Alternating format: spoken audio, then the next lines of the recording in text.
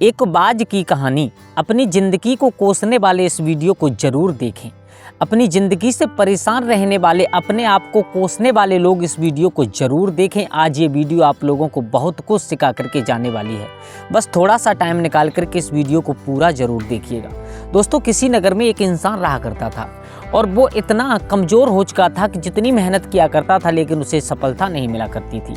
तो वो यही हर बार सोचा करता था कि मुझे ही इतनी परेशानी क्यों दी जा रही हैं, भगवान क्या मेरे ही ऊपर सारे संकट क्यों डाल देते हैं, दुनिया की झंझटें मेरे ऊपर ही क्यों डाल दी जाती हैं, मैं ही इस संसार में सबसे ज़्यादा परेशान क्यों हूँ। एक दिन वो अपने घर से निकल करके जंगल की तरफ चला है और जंगल में बैठा हुआ है। तभी क्या देखा है कि सामने एक पेड़ पर और अपने शिकार को दबाए हुए एक बाज आकर के बैठ जाता है और उस शिकार को खाने लगता है। और तभी उस इंसान के, उस लड़के के दिमाग में एक बात आई कि इस बाज की ज़िंदगी कितनी सुंदर है। पूरे दिन आकाश में भ्रमण करता है, ऊंची ऊंची और उड़ान भरता है, पूरे आकाश की सैर करता है और जब भूख लगती है तो चाहे किसी को पकड़ करके अपना पेट भर लेता है। क्या ज़िंदगी है इस बाज की। और एक मेरी ज़िंदगी देखो, सिवाय परेशानियों के कुछ नहीं है मेरी ज़िंदगी में। दुनिया भर की झंझटें मेरे ही ऊपर डाल दी गई हैं उस बाज की ज़िंदगी में। और वो आदमी अपनी ज़िंदगी में तुलना करने लगा है। मेरे भैया, अब धीरे बैठा हुआ सोच रहा है, तभी एकदम उठ कर के खड़ा हो जाता है और दोनों हाथ ऊपर को करके भगवान से प्रार्थना करने लगता है, चिल्लाने लगता है, हे भगवान, ये दुनिया भर की झंझट, ये दुनिया भर की परेशानी मेरे ऊपर ही क्यों डाल दी हैं। इस बाज की ज़िंदगी देखिए कितनी सुंदर ज़िंदगी है। पूरे दिन सैर करता है, पूरे दिन उड़ान भरता है और जब भूख लगती है तो किसी को भी पकड़ करके खा लेता है। क्या आनंद में, क्या जीवन है इसका। क्या मुझे बाज का जीवन नहीं मिल सकता।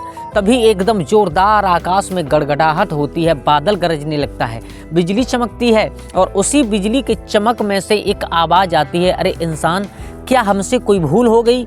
वो इंसान कहने लगा, प्रभु आपसे बहुत बड़ी भूल हो गई। क्या भूल हो गई। बोले, मैं इस आदमी की ज़िंदगी से परेशान हो गया हूँ, क्या मुझे बाज की ज़िंदगी मिल सकती है। आकाश से आवाज़ आई है, इंसान तू इतना पागल हो चुका है कि इस मानव शरीर को ही और भूल बता रहा है, इस मानव शरीर से परेशान हो गया है। अरे मूर्ख, इस मानव शरीर के लिए देवता लोग भी तरसते हैं और तू एक बाज की ज़िंदगी जीना चाहता है। बोले, हाँ कुछ भी सही, कैसा भी सही, ये मेरा जीवन ही कुछ अलग है। ये मेरी ज़िंदगी में परेशानी ही इतनी है कि मैं इस मानव शरीर को नहीं भोगना चाहता। अगर आप बनाना चाहते हो तो मुझे एक बाज बना सकते हो।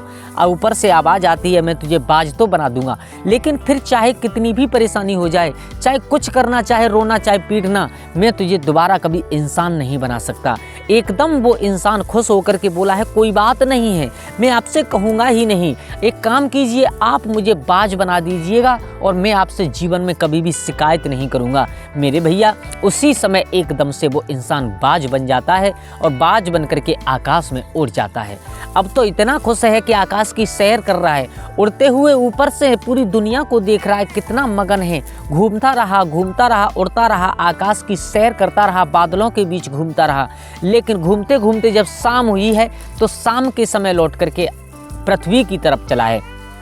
तो पृथ्वी के पास में आकर के एक पेड़ पर बैठ जाता है और विचार करने लगता है कि अब हमारी ज़िंदगी वास्तव में बहुत सुंदर है। अब हम एक बाज बन चुके हैं और हमारा जीवन अब अनमोल हो चुका है। लेकिन विचार किया, अब रात्रि के ठहरने के लिए कोई व्यवस्था तो करनी पड़ेगी। घर तो है नहीं, तो उसने वहीं से कुछ लकड़ियाँ इकट्ठा करना प्रारंभ किया है और एक घोंसला बना लिया है और उस घोंसले में बैठ करके रात्रि काटी है। अब उसे थोड़ी सी भूख लगी थी क्योंकि पूरा दिन हो गया उसे आकाश में उड़ते उड़ते।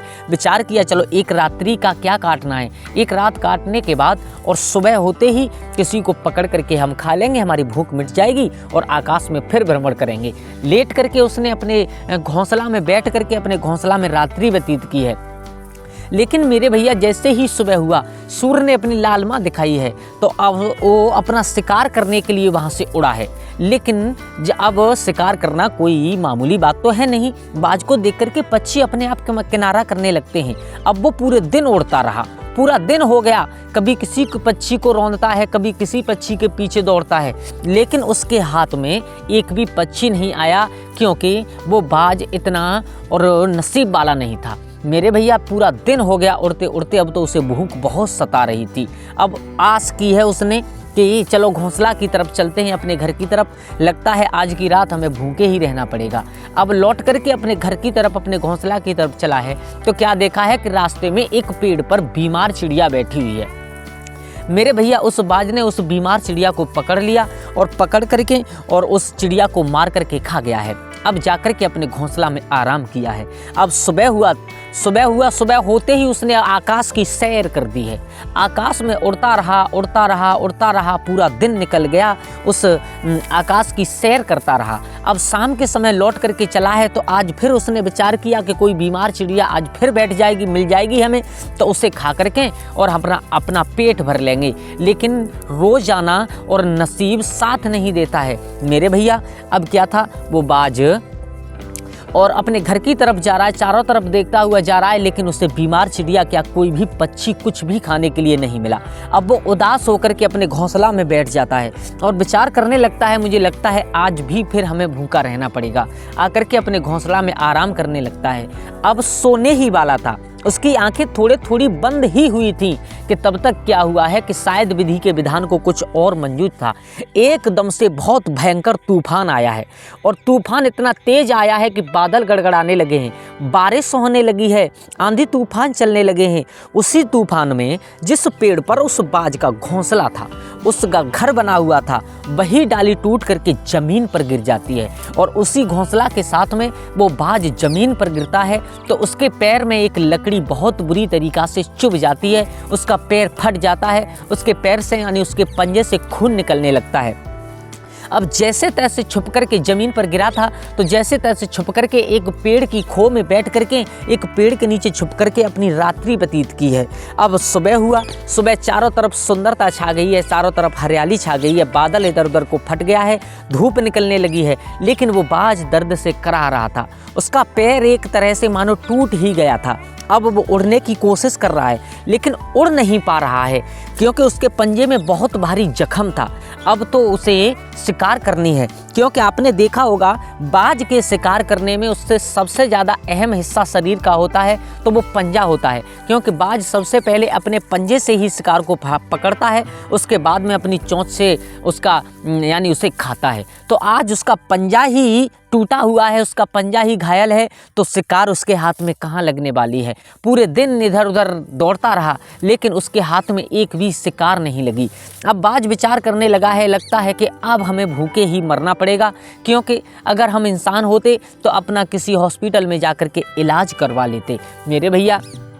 अब वो बाज वहाँ से उड़ने की कोशिश करता है लेकिन कुछ 7-8 कौओं का झुंड आता है और वो 7-8 कौओं का झुंड आकर के और उस बाज को परेशान करने लगता है, उसमें अपनी चोंच से उस बाज के ऊपर वार करने लगता है। अब वो बाज थोड़ा उड़ता है लेकिन वो कौआ उसका पीछा नहीं छोड़ रहे हैं, उसके पीछे पीछे उड़ते हैं और उसके ऊपर चोंच से बाज वार करते हैं। अब वो बाज विचार करने लगा है कि अब मैं कैसे बचूंगा इनसे, आज मुझे लगता है कि हमारी जान चली जाएगी। लेकिन दोस्तों आपको बताएं कि कौआ हमेशा बाज को परेशान करता है, लेकिन बाज उस कौआ से बच कैसे पाता है कि जब कुछ कौआ बाज को परेशान करने लगते हैं तो वो बाज आकाश की तरफ उड़ जाता है और इतना ऊपर चला जाता है, इतना ऊपर चला जाता है कि वो कौआ साथ में उड़ते हैं तो इतनी ऊपर जाने के बाद उनकी ऑक्सीजन की कमी होने लगती है और उनका दिल धड़कना बंद होने लगता है और वो कौआ नीचे आ जाते हैं और बाज आकाश में बादलों के ऊपर निकल कर के सैर करता रहता है।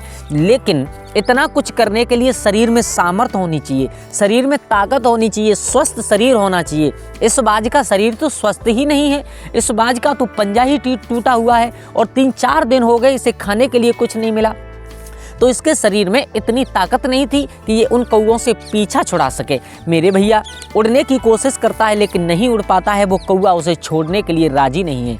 तभी वो जैसे जैसे लड़खड़ाता हुआ, गिरता हुआ, उड़ता हुआ एक शहर के पास में पहुंच जाता है और उस शहर की छत पर एक मकान था, एक हॉस्पिटल था लोगों का जहां पर इलाज होता है, उसकी छत पर जाकर के बैठ जाता है। अब देखता है कि बीमार लोगों को और लोग लेकर के आ रहे हैं उस हॉस्पिटल में इलाज करवाने के बाद में वापस ले जा रहे हैं। अब उस बाज को याद आई है, बोले भगवान मैंने बहुत बुरा किया जो मैं इंसान से बाज बन गया, क्योंकि आज मैं इंसान होता तो इसी हॉस्पिटल में जा कर के और अपना इलाज करा करके अपने शरीर को स्वस्थ करा लेता। आज मैं इंसान होता तो मैं किसी से कह देता कि मुझे इतनी तेज भूख लगी है, तो कोई ना कोई मुझे खाने के लिए कुछ ना कुछ ज़रूर दे देता। अगर मैं आज इंसान होता तो अपना दर्द किसी को बता देता तो कोई ना कोई मेरी मदद ज़रूर कर देता। लेकिन अब मैं बताऊं तो बताऊं क्या दोस्तों, वहीं पर पड़े पड़े उस बाज ने अपने शरीर को त्याग दिया है, अपने प्राणों को छोड़ दिया है। वो बाज तो मर गया, लेकिन हम लोगों के लिए एक सीख दे करके गया है कि जैसा भी हमारा जीवन है उस जीवन को अपने हिसाब से जीना चाहिए। अपने जीवन से कभी भी दुखी नहीं रहना चाहिए, क्योंकि दुखी रहने से भी हमें वही कष्ट झेलने पड़ेंगे और खुश रहने से भी हमें वही कष्ट झेलने पड़ेंगे। तो हमें जो हमारा कर्म है वो हमें हमेशा अपना कर्म करना चाहिए और कभी भी अपने जीवन से हमें दुखी नहीं रहना चाहिए, क्योंकि भगवान ने हमें जैसा जीवन दिया है वो हमारे लिए उतना ही अच्छा है और उसे उतने ही अच्छे तरीके से यूज करना चाहिए। तो दोस्तों आशा करता हूँ आपको ये कहानी अच्छी लगी होगी। प्लीज़ अगर कहानी अच्छी लगी हो तो वीडियो को लाइक करें, कमेंट बॉक्स में हर हर महादेव जरूर लिखें और हो सके तो चैनल को सब्सक्राइब जरूर करें। धन्यवाद।